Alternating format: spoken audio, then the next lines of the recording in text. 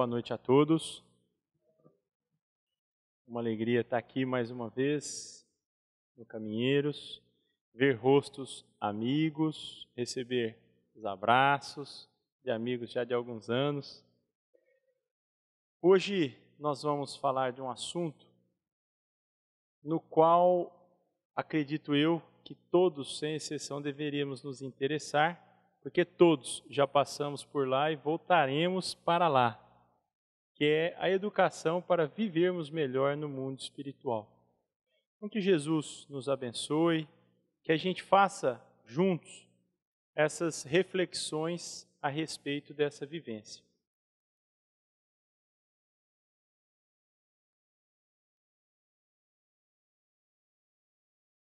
Estava esquecendo meu auxiliar. A primeira pergunta interessante para nós fazermos é: por que falarmos sobre esse assunto? Por quê? Eu vou começar falando de uma historinha. A esposa de Sócrates, todos já ouviram falar de Sócrates, filósofo grego, que viveu no século V a.C. E ele havia sido condenado por um conselho de anciãos em Atenas à morte, por ele ter ensinado pontos para os jovens, os quais eram os seus alunos, que falava sobre a vida futura, sobre como levar a vida naquele momento, mas que era, vamos dizer, diferente, contra alguns princípios que Atenas até então pregava. E ele estava aprisionado e a esposa dele chega correndo e diz: Sócrates, Sócrates, o conselho te condenou à morte. E ele olha com tranquilidade para a esposa e diz: mas eles também vão morrer. Aí ela olha para ele: mas isso é injusto, você sabe, é injusto. Mas graças a Deus que é injusto. E se fosse justo? Você queria que fosse justo? Que eles estivessem corretos? E aquele homem, então, mostra para a gente um ponto para a gente refletir. E uma outra história simples que eu gostaria de compartilhar.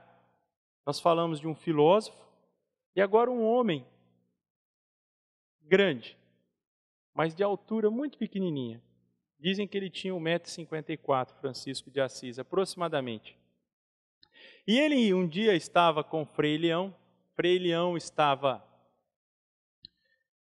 conversando com o irmão Francisco, eles se chamavam de irmão, e ele pergunta a Francisco estava varrendo o quintal da igreja que eles haviam construído em Assis.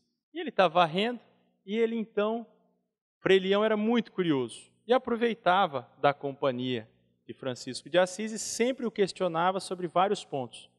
Então ele pergunta a Francisco de Assis: se o senhor soubesse que o senhor iria morrer hoje à noite, o que o senhor faria agora?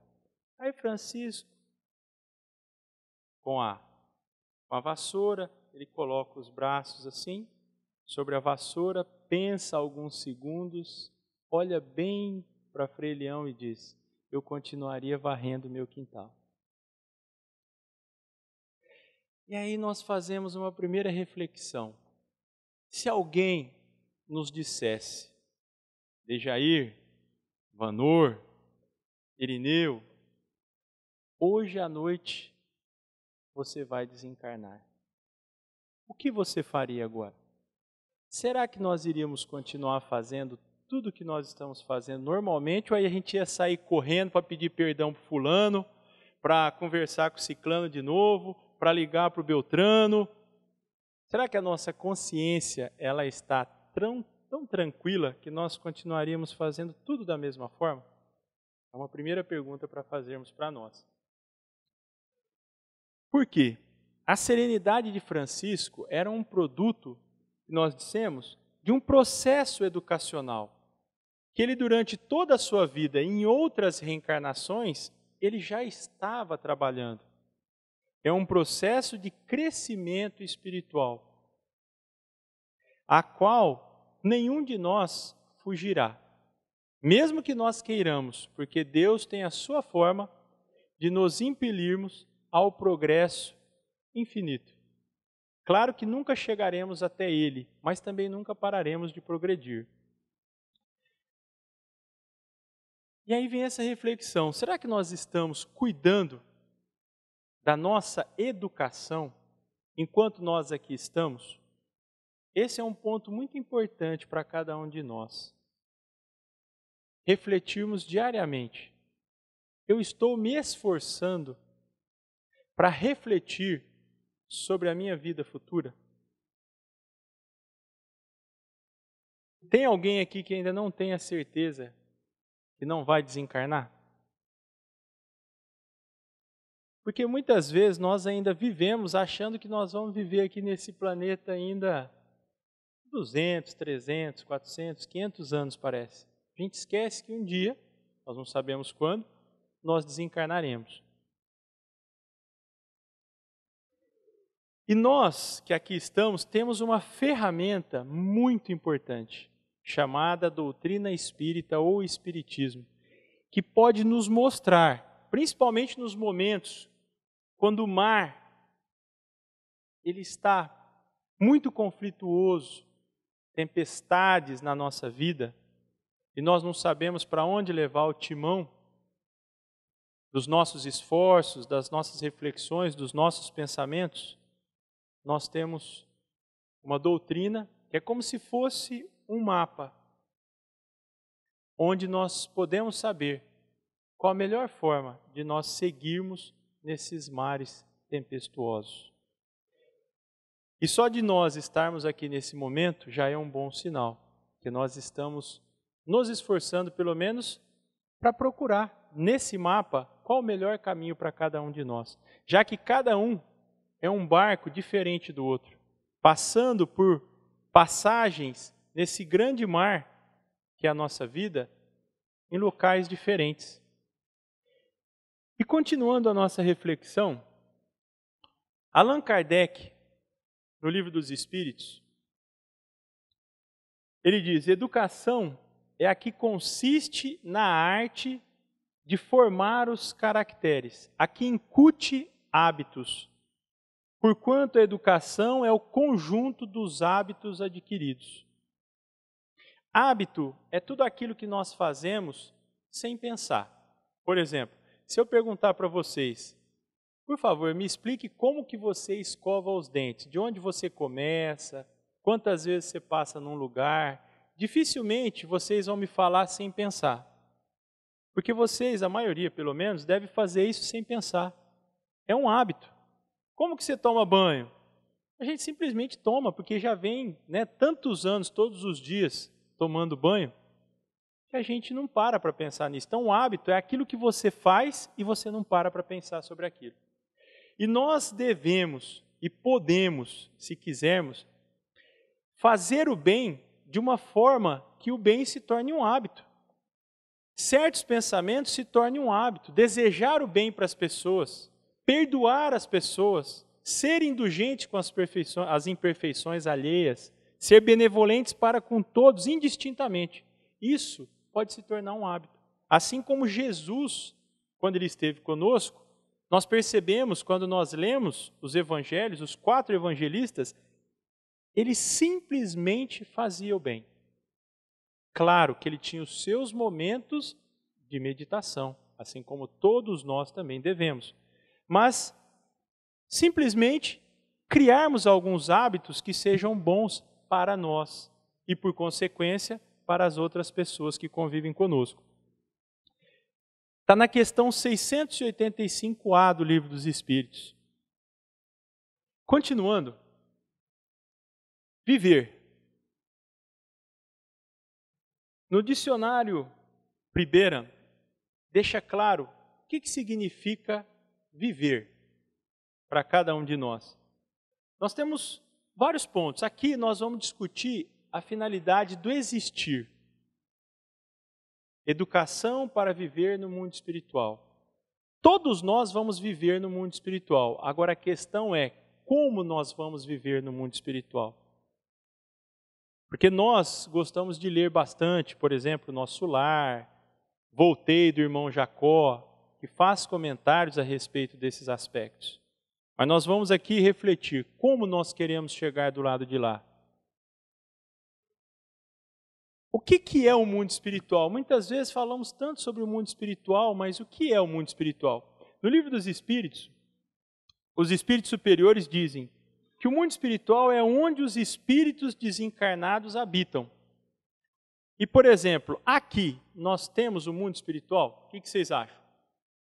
Sim. Nós temos, talvez, o número de desencarnados aqui nesse momento deve ser muito maior do que o nosso número de encarnados. Então, aqui também está o mundo espiritual. Mas por que eu não vejo?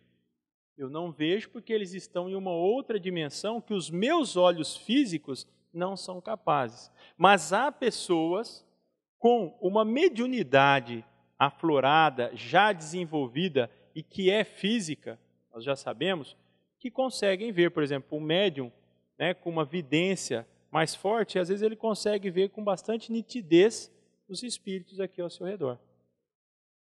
Há muitos espíritos que falam, olha, eu gosto do espiritismo, tudo, mas eu não queria ver espírito de jeito nenhum. Tá igual tinha uma pessoa que trabalhou comigo, junto com ele na evangelização de jovens, e nós falamos naquele, né, era um sábado à tarde lá na MEM, falamos umas 2 horas sobre os espíritos, para onde nós vamos, de onde a gente vem e tal. Aí todo mundo foi embora, os jovens foram embora e ficou eu e essa outra pessoa. Aí na hora que nós estávamos fechando a casa espírita, nós percebemos que uma luz ficou acesa lá no fundo.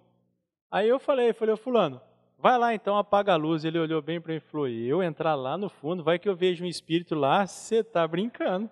Não vou de jeito nenhum. Nós ficamos falando 2 horas. Não, Diger, falar é uma coisa, mas ver, eu não vou lá não, pode ir. Então é até interessante. Continuando. O mundo espírita que preexiste e sobrevive a tudo. Esse é o comentário dos espíritos superiores na questão 85 do Livro dos Espíritos. O que isso significa? Que o mundo espiritual, ele é a causa do mundo físico que nós estamos vivendo. E dizem os espíritos que mesmo que o mundo físico não existisse, o mundo espiritual existiria. Porque ele pré-existe, ele é a causa de nós aqui estarmos. Nós somos espíritos tendo uma experiência no mundo físico e não o contrário. Como sabemos sobre o mundo espiritual? Algumas pessoas me perguntam, como nós sabemos? Você já esteve lá? Você viu? Você se lembra? Eu falei, olha, estar eu já estive muitas, e você também. Falei para a pessoa. Agora, que nessa encarnação eu não me lembro, realmente eu não me lembro, não. Agora, como que você sabe, Dejair? Pelas leituras, pela lógica. Porque o Espiritismo, diz o Kardec, e é muito interessante, o Kardec diz assim, há muitas pessoas que veem espíritos e não acreditam na doutrina espírita e não acreditam nem mesmo na existência dos espíritos. E há pessoas que nunca viram, mas pela lógica, pelo estudo, elas creem. Porque elas não conseguem conceber algo que não tenha como causa a pré-existência dos espíritos, a lei de reencarnação, a existência de Deus, a pluralidade dos mundos habitados e assim por diante. Então essas reflexões nós necessitamos fazer. E quando nós vamos para o mundo espiritual? Primeiro, todos os dias nós vamos, ou de preferência todas as noites. Por quê? Pelo sono, todos nós vamos para o mundo espiritual, todas as noites, porque nós temos um laço fluídico, né? Tem alguém aqui pela primeira vez, aqui na doutrina espírita ou não? Ou todos já... Não precisa se sentir envergonhado se está a primeira vez, pode comentar. Então tá. Então nós somos espíritos, temos o perispírito e o corpo físico. o espírito e o perispírito estão sempre juntos. Então, quando nós desencarnamos, eles se rompem, esse laço que está entre o perispírito e o corpo físico. Mas enquanto nós estamos aqui encarnados, vivos, todas as noites, esse laço, vamos dizer assim, ele se rompe parcialmente. Ele fica afrouxado. E assim, o nosso espírito e o perispírito, eles vão onde a nossa mente estava antes de nós dormirmos. Por isso, a grande importância de nós fazermos uma oração bem sentida antes de nós irmos para a cama. Por quê? Onde está a minha mente é onde meu espírito vai. Onde eu, espírito, vou. Isso, gente, é muito preocupante, porque muitas obras espíritas, por exemplo, às vezes aquele homem que para a sociedade é um homem de bem, um homem correto, um homem honesto, às vezes à noite ele vai para bordéis. Ele vai para bordéis, em espírito. Porque, na verdade, a mente dele, ele não exterioriza isso, mas mentalmente a mente dele estava naquele...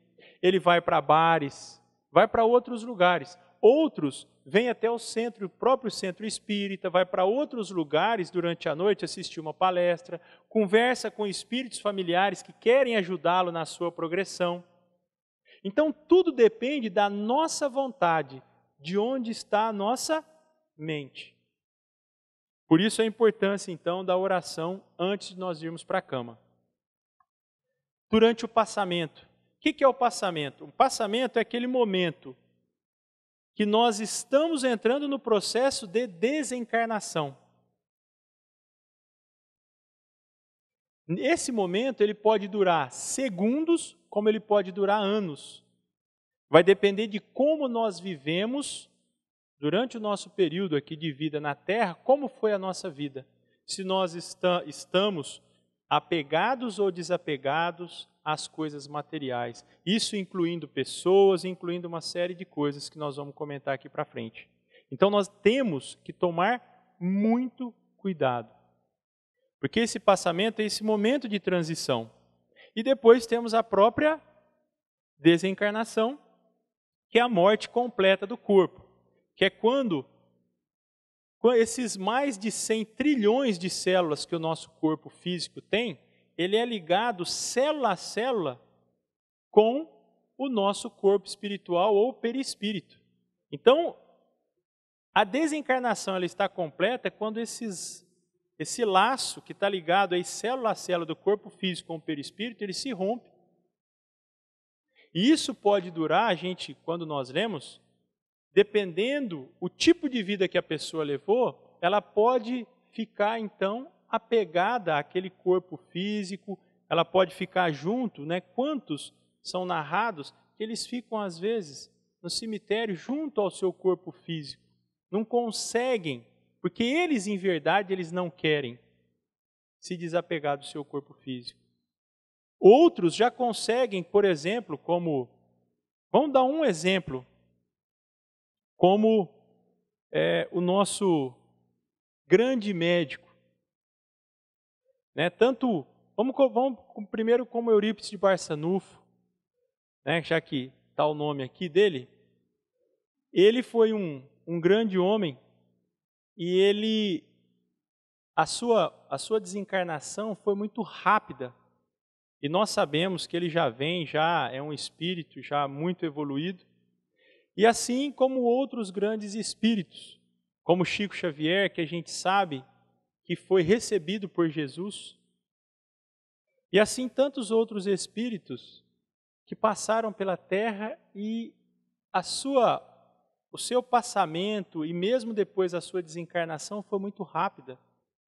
Por quê? Porque souberam viver durante esse período no nosso planeta, na Terra. Como chegaremos ao mundo espiritual? Todos nós, quando o nosso corpo físico morre, o mais importante, sempre, às vezes, sem nós nos apercebermos, nós falamos coisas que não são verdades. Às vezes a gente fala, olha, quando você chegar do lado de lá, você vai ser punido. Punido por quem?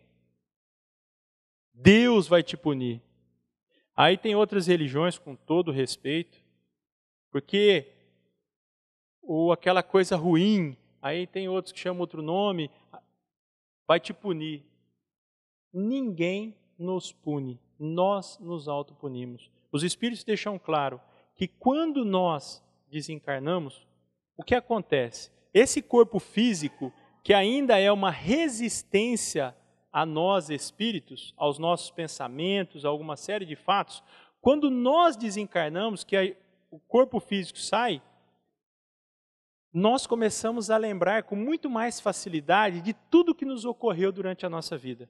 E os Espíritos dizem que como se fosse um flash, que em segundos às vezes, e eu tive a oportunidade de passar isso, uma vez eu quase desencarnei, e é uma coisa muito interessante assim, eu estava num carro e nós quase batemos de frente com outro carro. E naqueles segundos que a morte estava assim muito próxima, passou, eu não sei explicar para vocês, eu só sei falar o que aconteceu. Mas em questão de segundos, eu vi a minha vida, assim, em segundos eu vi da minha infância até onde eu estava. Eu devia estar naquela época com uns 18 anos, mais ou menos, eu vi a minha infância até aquela idade, assim, ó.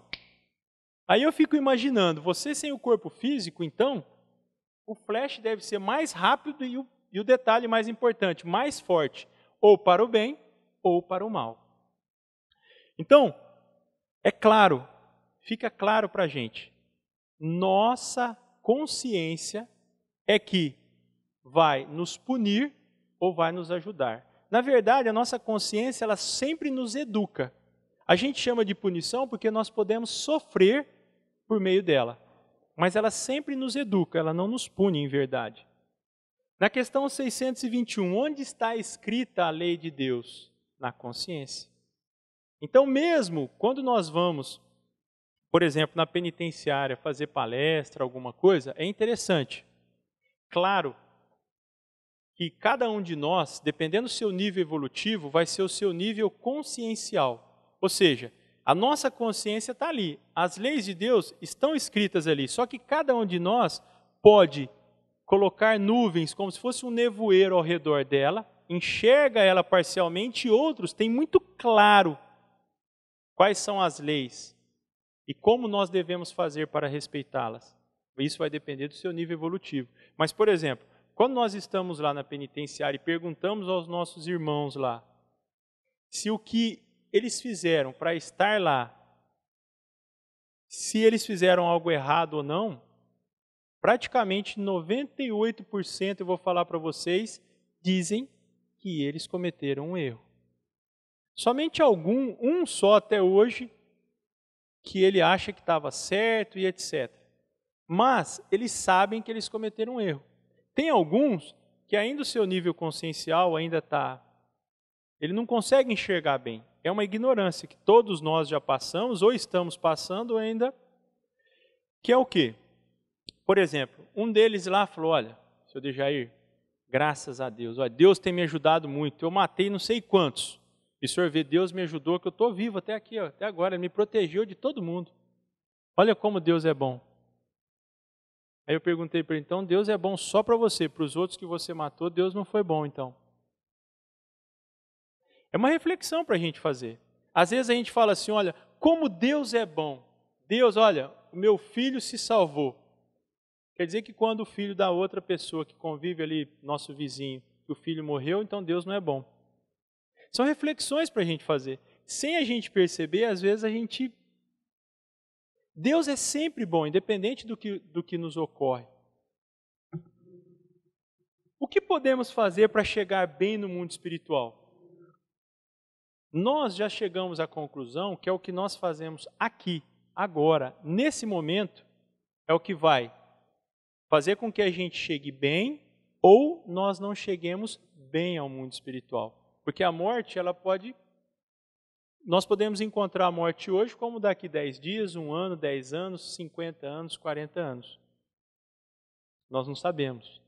Eu espero, pelo menos eu vivo até uns 100, eu estou com 45, eu espero, né? Mas, se vier antes, a doutrina espírita já nos ajuda, pelo menos, a saber onde nós estaremos, né? Para quê? Para que nós podemos e devemos adquirir os melhores hábitos aqui enquanto nós estamos vivendo. Nós não precisamos criar grandes hábitos, fazer grandes mudanças na nossa vida, ou sermos pessoas assim grandes, que todo mundo vai conhecer, que a gente vai ficar famoso por aquele ato heróico grandioso. Não. O que a nossa própria consciência, ela espera de nós, o que Deus quer que nós façamos, já aqui no próprio Pai Nosso, né? Que a gente faça a vontade de Deus, não a nossa, é nos pequenos atos, no nosso dia a dia, com o nosso cônjuge, com o nosso filho, com o nosso pai, com a nossa mãe, com o nosso irmão, com a nossa irmã. Ter pequenos momentos que a gente se esforce para ter mais paciência, que a gente se esforce para estar mais calmo. Um momento, às vezes, que eu quero muito uma coisa, mas a minha esposa também quer uma outra coisa naquele mesmo lugar ou naquele mesmo momento, e eu renuncio em relação ao amor que eu tenho por ela, para vê-la feliz, mesmo que eu não tenha o que eu quero, mas para vê-la feliz. Eu estou trabalhando a renúncia, estou trabalhando o sacrifício. Às vezes, o momento que eu estou com vontade de descansar, mas o meu filho precisa do meu apoio naquele momento, de uma conversa comigo. Às vezes um jogo de futebol que eu estou esperando faz 3 semanas para assistir na quarta noite. Mas aquela pessoa que eu amo, seja ele quem for, quer conversar comigo naquele momento. É difícil? Claro que é. Uma mulher, por exemplo, a esposa, que o filho está precisando dela no último capítulo da novela que ela acompanhou meses. Mas em compensação, quanto maior o sacrifício, maior a recompensa dentro de nós mesmos. As consequências serão muito mais positivas. Na pergunta 648 do Livro dos Espíritos, na resposta, os espíritos superiores eles deixam claro uma coisa. As leis morais, elas podem ser divididas em 10 leis. 10 leis. Só que eles dizem que a lei mais importante é a lei de justiça, de amor e fraternidade. E eles explicam o porquê lá. A lei de justiça, porque o que consiste a justiça? Ela consiste em que cada um de nós respeite os direitos do outro. E é simples nós entendermos o direito do outro. Porque o direito ele é baseado em 2 coisas. Nas leis humanas, as quais eu não vou comentar aqui, porque todos nós já conhecemos, e as leis humanas elas variam de acordo com o tempo e com a evolução das pessoas, e de acordo com as características das raças e dos povos, né? Por exemplo, uma lei aqui no nosso Brasil, com certeza ela pode ser vista de uma outra forma, de uma outra lei lá no continente asiático, africano e etc. Às vezes o que para um povo é uma coisa monstruosa, para nós é algo normal e vice-versa. Para nós, quando a gente olha há 200 anos atrás a escravidão, e a gente olha hoje para nós é inadmissível a escravidão. E nós não conseguimos ser justos com ninguém se nós não respeitarmos a lei divina. Qual é a lei divina? Jesus, ele deixou claro para nós um ponto muito importante. Cristo disse: fazei ao próximo, querer ao próximo o que você quereria para si mesmo. Ou seja, fazer ao próximo o que você gostaria que fosse feito para você. Olha que interessante, nós saímos do nosso direito pessoal, porque por muitos e muitos séculos a gente só focou o que é importante para nós. O que é importante para o outro é problema dele. Hoje, com o que o Cristo nos disse, ele deixou claro, nós colocamos o nosso direito pessoal como base para o direito do outro. Ou seja, quando eu estou em dúvida o que eu devo fazer para alguém, é simples, basta eu me perguntar o que eu gostaria que me fosse feito se eu estivesse naquela situação. Então, nesse ponto, os Espíritos dizem que a pureza na justiça, ela só existe quando nós aprendemos a amar o outro e nos esforçamos para sermos caridosos ao outro, assim como Jesus nos ensinou. Sermos benevolentes para com todas as pessoas, sem exceção. Mas o fulano é uma pessoa difícil, olha, ela fez isso para o Beltrano, sem exceção. Mas é uma pessoa muito ruim, ele foi cruel, sem exceção. Jesus, em nenhum momento, ele falou, não, faça o bem somente para o fulano, para o Beltrano, ou para aquele que é esse ou aquilo, não. Qual foi o ato que Jesus, o último dos seus atos, suas últimas palavras?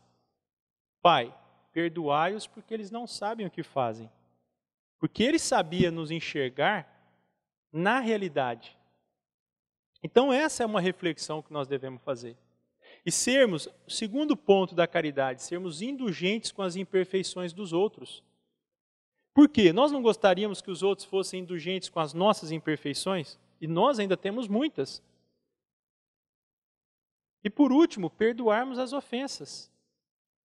Porque nós não gostaríamos, quando a gente ofende alguém, nós não gostamos que a pessoa nos perdoe, e nós, infelizmente, ainda ofendemos, porque nós ainda somos espíritos imperfeitos, estamos espíritos imperfeitos, né? Da lei de sociedade. É interessante, nós estávamos conversando com os jovens, e nós fizemos uma atividade com eles, e nós discutimos. Quais as melhores formas de nós progredirmos? E eles chegaram à conclusão que são pelas situações difíceis que nós passamos. Ou seja, as situações mais fáceis a gente não reflete muito, a gente não sente muito. Mas as situações difíceis que nós passamos, nós refletimos. E eles disseram ainda uma coisa interessante, que não basta a gente ter passado por muitas situações difíceis, o mais importante é como nós passamos, e não a quantidade. Eles disseram, fazendo a reflexão entre eles, que o mais importante é como você lida com a situação. Por exemplo, quando alguém nos machuca profundamente, alguém fala alguma coisa que nos fere lá nas entranhas, na nossa intimidade, a forma que a gente analisa aquela situação é mais importante que a situação em si. Porque se a pessoa que se sentiu ofendida, ela olha para aquela outra pessoa e fala, olha, nunca mais você conversa comigo, eu não quero mais conversar com você, eu te esqueci. E esquece mesmo. Adiantou passar aquela situação? Não adiantou. Agora, se ela fala, puxa vida, isso me machucou muito. Me machucou mais porque eu gosto do fulano ou da fulana. Mas me falou isso, minha mãe me machucou profundamente. Primeira reflexão que ele vai fazer, bom, eu vou tomar mais cuidado com o que eu falo para os outros. Porque do mesmo jeito que essa pessoa me lesou, me feriu intimamente, eu posso fazer a mesma coisa com uma outra pessoa com as minhas palavras. E segundo, já que eu também posso fazer isso, talvez até já tenha feito com outras pessoas, eu vou me esforçar para perdoar o fulano. Vou chamar o fulano, o Beltrano, vou olhar nos olhos dele e falar, olha, você me machucou. Vou chamar num canto, numa intimidade, vou falar, olha, você me machucou, eu gosto muito de você, por isso até que me machucou mais ainda. E conversar. Aí vai depender da forma que a outra pessoa fala, a gente vai conversar, vai continuar a conversa. Mas se eu me esforçar para perdoá-lo, olha como é que essa situação está mudando a mim como espírito reencarnado na Terra. Emmanuel, no livro O Consolador, na pergunta 254, é muito interessante. Os amigos de Chico Xavier perguntam ao Chico, para que ele faça a pergunta a Emmanuel. O que é a paciência e como nós podemos fazer para adquiri-la? Só que, em verdade, o Emmanuel, ele dá a explicação de como nós podemos adquirir qualquer virtude. E ele fala o seguinte, o primeiro ponto mais importante para adquirir uma virtude é que ela seja importante para nós. Ou seja, que eu não seja indiferente àquele aspecto. Porque, por exemplo, lá no Recanto Espírita Somos Todos Irmãos, todo ano, começo de ano, nós fazemos uma pergunta para todos os assistidos lá. A pergunta que a gente faz é: o que você gostaria de mudar na tua vida esse ano? Eu dou um prêmio aqui. Não, eu não posso dar porque eu não estou aqui com ele aqui agora. Mas qual a virtude que vocês acham que a esmagadora maioria lá disse que eles precisavam conquistar, que eles mais sofreram? Alguém arrisca? Por que vocês acham que é a paciência? Porque também realmente é uma das coisas mais difíceis, né? Pois é, gente, 80% das pessoas lá disseram paciência. Mas o interessante é que essas 80% que disseram paciência, então eles levam os filhos, eles levam, às vezes vão com irmãos, amigos, etc. E o que a gente mais percebe, aonde eles mais caem, é na impaciência. E quando a gente vai conversar com eles, às vezes, né, eu chamo alguns no canto e falo: olha, você lembra que você falou no começo do ano que a paciência era o mais importante para você? Lembro. Aí quando a gente vai conversar, então, mas por que você não se esforça aqui agora? Qual é a maior parte da resposta que eles me dão? Mas Dejair, como é que eu vou ter paciência com essa criança? Essa criança faz isso, ela faz aquilo, não sei o quê. Ou então, às vezes tem algum problema com o marido ou com o irmão, porque lá vai muitas vezes a família, é igual lá no Lins, né? Ah, não, mas não dá. Você não conhece meu marido, porque meu marido faz isso, meu marido não dá. Então não dá para ter paciência. O que isso? Porque às vezes a gente fala assim, isso, gente, significa que a pessoa está sendo indiferente com a virtude que ela quer conquistar. Porque se para mim é importante conquistar essa virtude, qual o primeiro ponto que eu vou fazer para me esforçar? Para mudar em mim. O que a maioria deles estava fazendo? Colocando sempre a responsabilidade em quem? No outro. Não, eu sou impaciente porque ele... Se eu quero trabalhar em paciência, eu é que devo me esforçar, independente do que o outro faz ou deixa de fazer. Quem quer mudar? Sou eu. Mas Dejair, meu marido... Isso é um problema dele. Ele é um espírito que tem a sua própria vontade. E eu sou outro espírito. Por mais que eu o ame, que eu conviva com ele, nós somos diferentes. E eu tenho que respeitar o direito dele de querer ficar estacionado por enquanto. Mas eu tenho o dever, já que eu já sei disso, de me esforçar no caminho do progresso. Esse é o primeiro ponto. O segundo ponto que ele diz é que nós devemos fazer esforços. Nós devemos fazer esforços. Não medirmos esforços em busca dessa virtude. Porque muitas vezes, assim, às vezes a gente até sabe que a responsabilidade é nossa, mas às vezes a gente desiste no meio do caminho. Ah, mas é muito difícil. Conquistar a paciência é difícil. Ah, eu não vou. E o terceiro ponto que ele fala, que está ligado com o primeiro, é não colocar, como nós falamos aqui, a culpa, a responsabilidade no outro, sempre em nós mesmos. Nós é que temos essa responsabilidade, não o outro. Então ele diz, se nós trabalharmos esses 3 pontos, nos lembrando de um ponto, de uma outra virtude que a gente chama de virtude neutra, que é a disciplina. Ele fala, a disciplina, ela tem de vir sempre antes da espontaneidade. Se você quer mudar, coloque a disciplina antes da espontaneidade.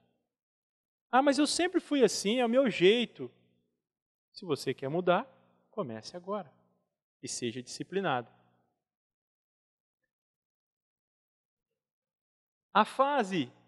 Essa parte aqui, eu tirei de um livro chamado Educação para a Morte, de José Herculano Pires.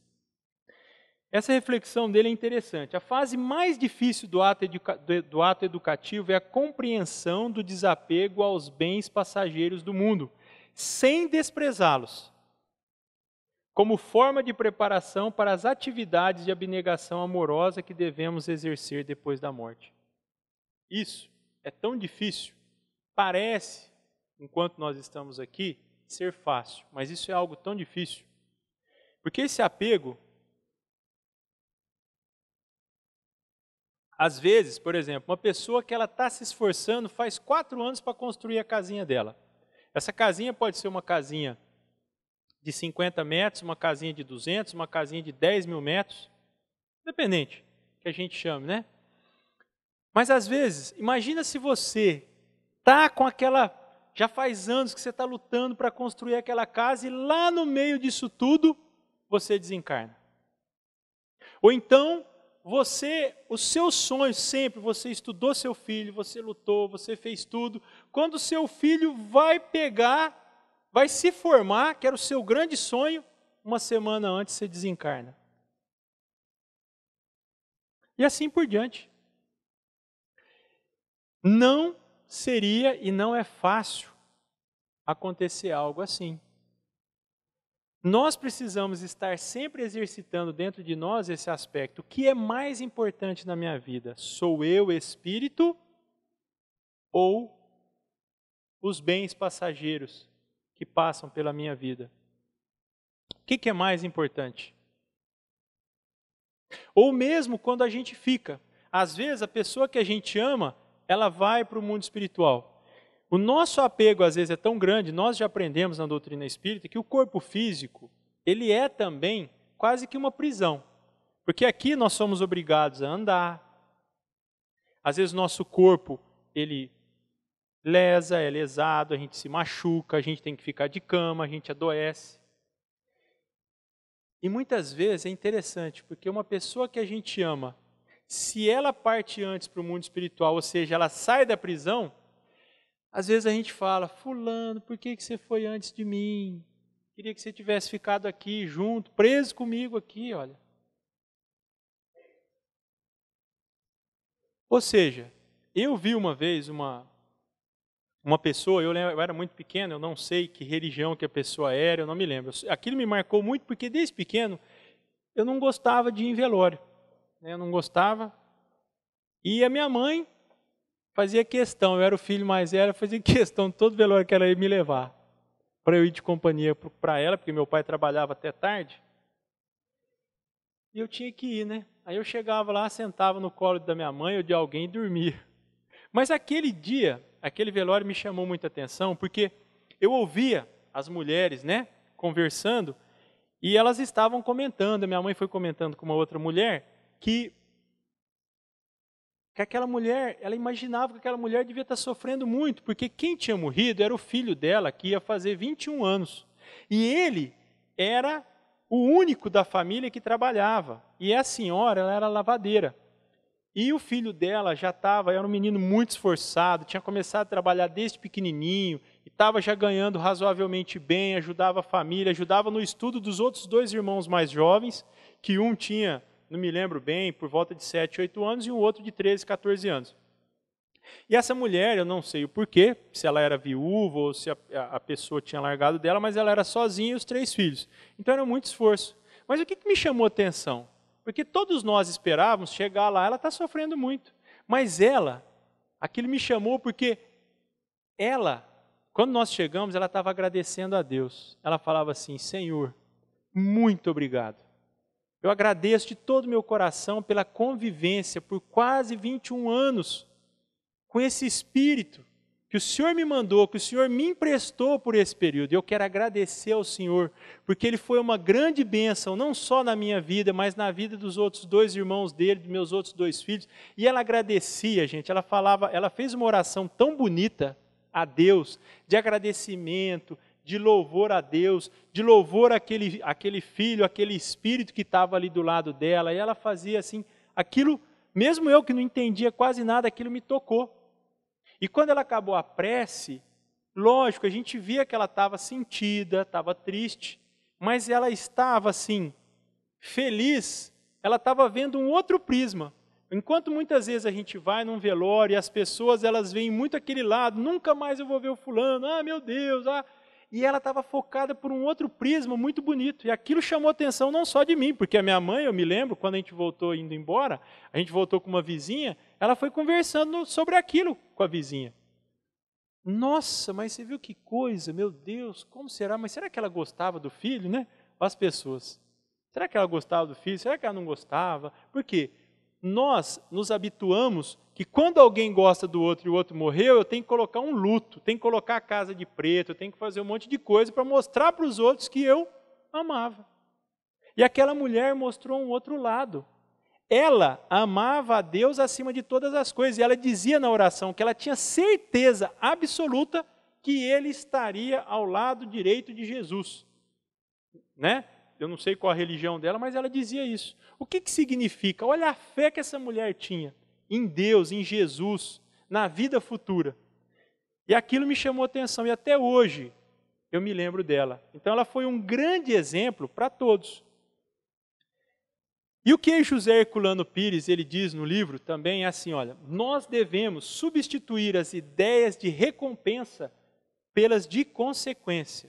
Porque muitas vezes a gente faz muitas coisas esperando uma recompensa. E nós devemos pensar sempre na consequência do meu ato. Quando eu digo ato, eu não estou dizendo ato assim, um ato exterior que os outros vão ver. Eu estou falando pelo primeiro ato nosso, que é o nosso pensamento. Porque quando eu desejo o mal para alguém, por exemplo, é um ato isso. Porque nós já aprendemos na doutrina espírita que todo pensamento, ele já está sendo plasmado, ele já foi criado. Então, quando eu penso algo positivo, eu estou criando algo positivo. Quando eu penso algo negativo, eu também estou criando ideias negativas. E isso, principalmente nas obras do André Luiz, fica muito claro para todos nós. Então, os nossos pensamentos, os nossos sentimentos, as nossas palavras e as nossas ações.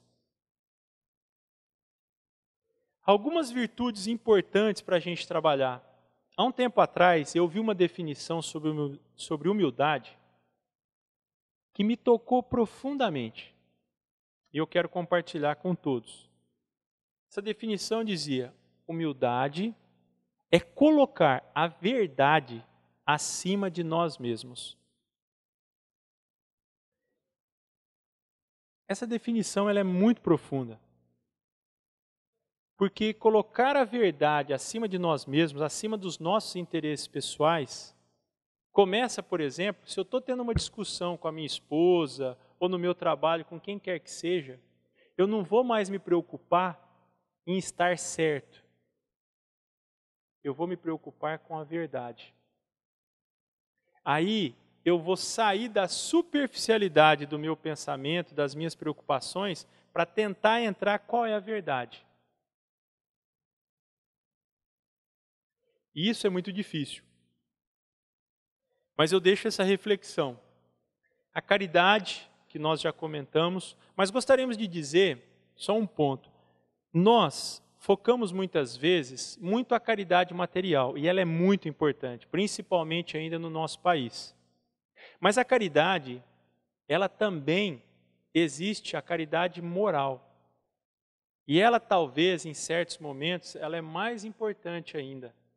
Porque às vezes, nós nos esforçamos, a gente faz trabalhos externos, a gente ajuda entidades, a gente faz uma série de coisas.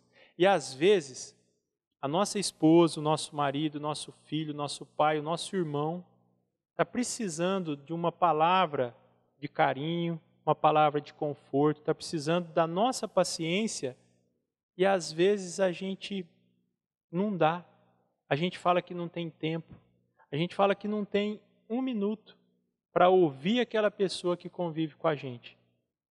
Então, a caridade, muitas vezes, a caridade moral, ela é mais importante que a material em certos aspectos. Eu não estou dizendo que a material não seja, e ela é muito importante. Mas que Deus nos abençoe daqui a algumas décadas ou alguns séculos, aonde a parte material vai ser suprida, nós vamos ter que trabalhar a caridade moral. E eu posso dizer que a caridade moral ela é mais difícil do que a caridade material.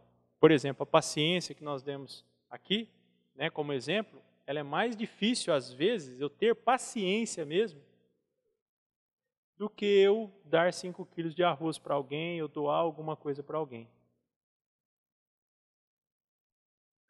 Coragem.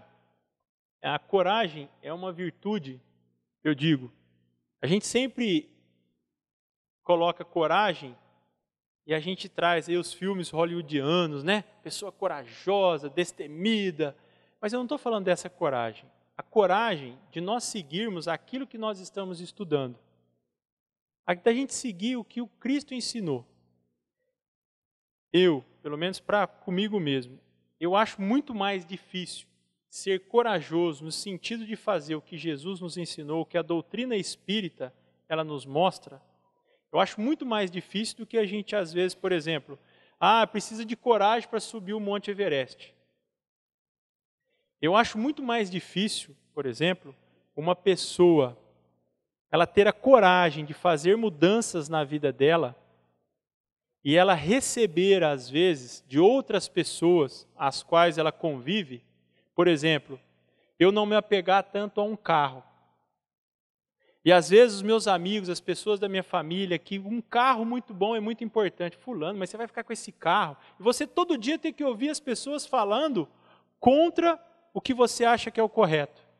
Fulano, mas você deixou de comprar um carro bom, olha, todo mundo está com um carro bom, só você com esse carro aqui mais velho.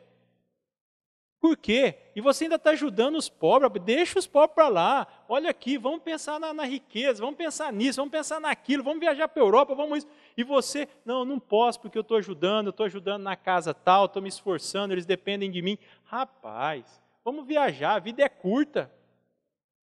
Eu acho que a coragem ela é muito maior de você enfrentar ideias diferentes da sua, e de pessoas que você ama, que você convive às vezes, do que você fazer uma viagem e subir o Monte Everest, descer de barco não sei na onde, no rio tal, pular não sei quantos metros de altura. Às vezes uma pessoa que ela não tem uma noção muito boa dos perigos, ela faz qualquer coisa.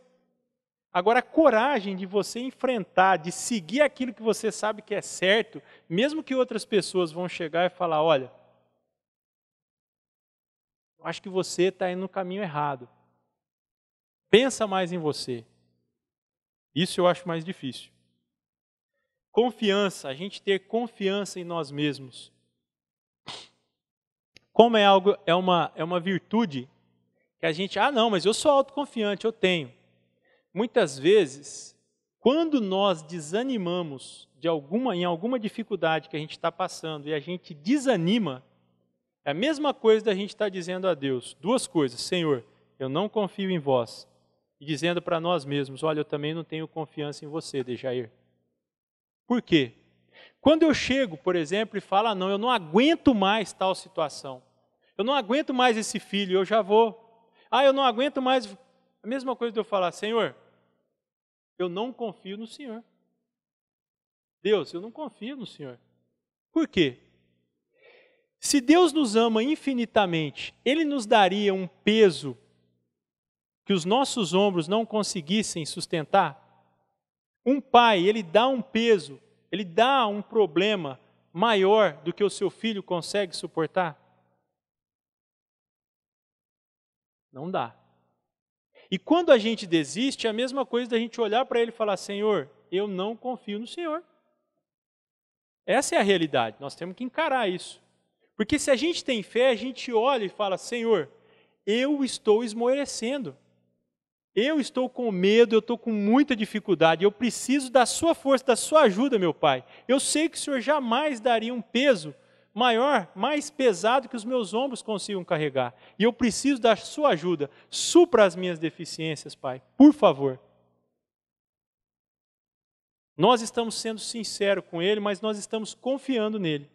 A gente pede ajuda, porque Deus, o nosso anjo guardião, essa é a missão deles, é nos ajudar. Eu já falei um pouco do amor, justiça e caridade. Disciplinar os nossos pensamentos. Está aqui uma dificuldade. Na questão 911 do Livro dos Espíritos, Allan Kardec pergunta aos espíritos superiores, não há paixões que são tão vivas e que são irresistíveis, que nós somos incapazes de dominá-las? E os espíritos respondem, há muitos que dizem quero, mas a vontade só está nos lábios. Querem, mas muito felizes ficam que não ocorra como eles queriam. O que significa isso? Que muitas vezes nós dissemos para nós mesmos, eu quero mudar. Eu vou dar um exemplo simples, e se eu estiver errado, eu peço que vocês me ajudem, porque eu também já fiz isso. Olha, a gente está naquele jantar ou naquele almoço na casa da família e eu falo, olha, segunda-feira eu vou começar a caminhar. Alguém já começou? Já aconteceu isso? Ou então assim, olha, a partir de amanhã eu não vou mais comer isso, não vou comer aquilo, vou mudar a minha alimentação. E assim por diante. Só que muitas vezes a gente diz isso, mas a gente não disciplina o nosso pensamento. Às vezes a gente fala isso, mas já está pensando em comer tal coisa de novo. A gente já fala que vai começar a correr, mas já começa a pensar que vai dormir até mais tarde. Ou seja, eu estou falando uma coisa simples, mas tem muitas outras coisas mais complexas e mais profundas. Mas é importante nós iniciarmos a disciplina do nosso pensamento. Porque se nós não começarmos esse esforço da disciplina do pensamento, quando vem um pensamento negativo, um pensamento, por exemplo, que seja pessimista, ou que seja de desânimo, a gente mesmo já começar a trabalhar de forma diferente. Porque por mais que um pai, que uma mãe, que um marido, que um cônjuge, ele ame a outra pessoa, ele não consegue influenciar os pensamentos da outra pessoa diretamente. Eu posso fazer sugestões, eu posso conversar, mas a decisão de mudar o pensamento é nossa.